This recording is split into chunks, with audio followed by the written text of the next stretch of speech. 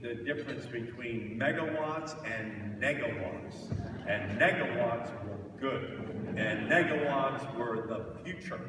And so for me to be here tonight with the great Kateri, we thank you so much for all the leadership you give every single day of the year on this energy efficiency issue. You are absolutely great.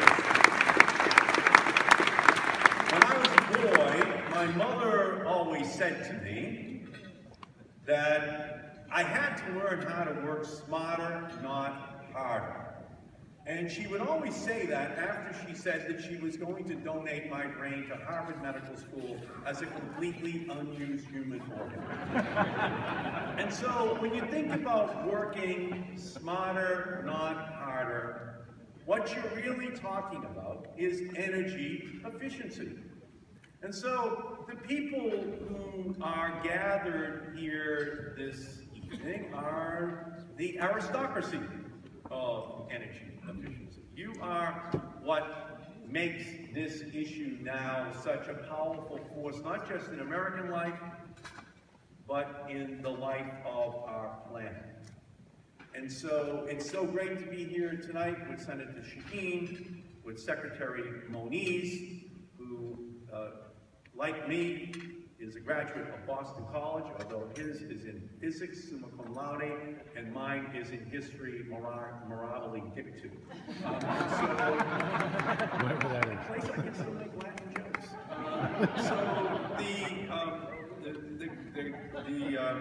The greatness of this night is that it gathers together all of the companies who have done such a great job over the years. Back in 1986, when I was the chairman of the Energy Subcommittee, I partnered with Carlos Moorhead, who was the most conservative Republican in the House of Representatives to pass the Constitution for Appliance Efficiency in America, the Appliance Efficiency Act of 1987. Now, we passed it in 1986 first, but Ronald Reagan vetoed it. But by 1987, the culture had changed, and that Appliance Efficiency Act passed unanimously in the House of Representatives. And what did it do? Well, it took all air conditioning, refrigeration, toasters, stoves, you name it in America, and it mandated 2 rulemakings at the Department of Energy on those issues that eventually avoided the need for 80 coal-burning electrical generating plants in America from ever having to be built. Kind of revolutionized the country. And we are proud in Massachusetts to be a leader. Now, we're a leader in many things, like the Red Sox, the Patriots, the rest of our sports teams. We can win the Super Bowl even with a 3rd string quarterback. That's just how good we are. And we regularly win titles in many sports, but there's one title we're very proud of. We win the title now each year as the single most energy efficient state in the United States. Our entire state is now one big green monster. And there is no company that better exemplifies Massachusetts' commitment to energy efficiency than Framingham's own Staples. As a boy or a girl, your first job that you get comes from somebody your father or mother knows. Yeah. And so my father knew a man who came from Malden. He had come from Malden as I come from Malden. And this man's name was Leo Kahn. And Leo Kahn owned a little supermarket called the New England Food Fair on Harvard Avenue in Brookline, and my father got me a job there, working for Mr. Kahn, who I came to know as a boy. And he was very good to me. And he seemed like a wise man, especially since he came from Malden. Mr. Kahn then went on to create a company called Purity Supreme, at which I got a job working in the warehouse at age 18. From midnight until 8 a.m. Then Mr. Kahn moved on. He created a company called Whole Foods. quite a brilliant man, all from Malta. But then he got into a bitter competition with another man named Tom Stenberg, who owned another food company called the First National. And they were bitter rivals undercutting each other.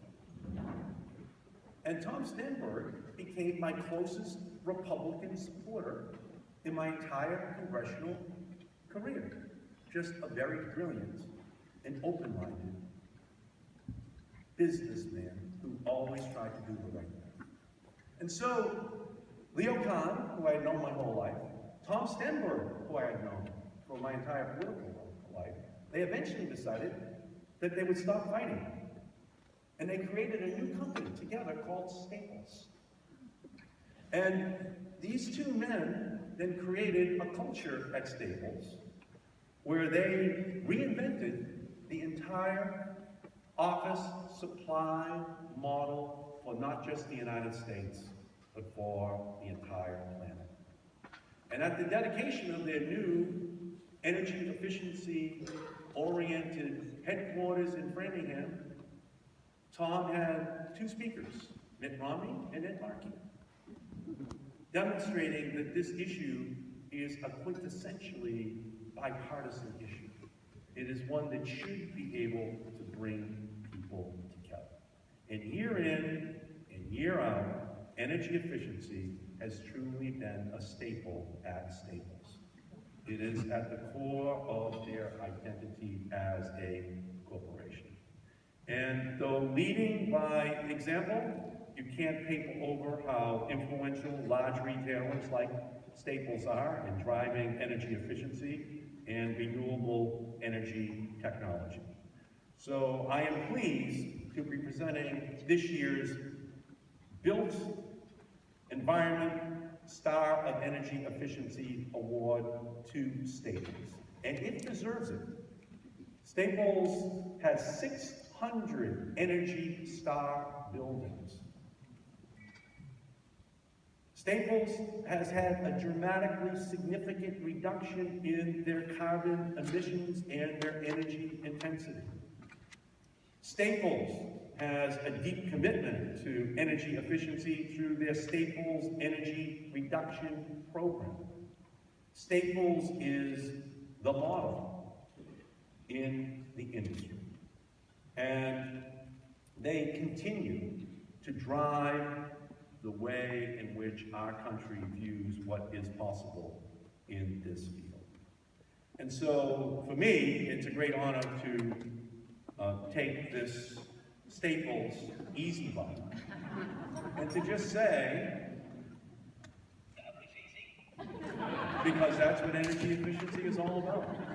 And what I do is I have now the great honor to give this incredible award to John Lynch, who is the Senior Vice President for Real Estate for Staples, and the man responsible for ensuring that every Staples building is a model for every other country, every other company in the United States to emulate. So John, if you would please come up here, we would like to present you.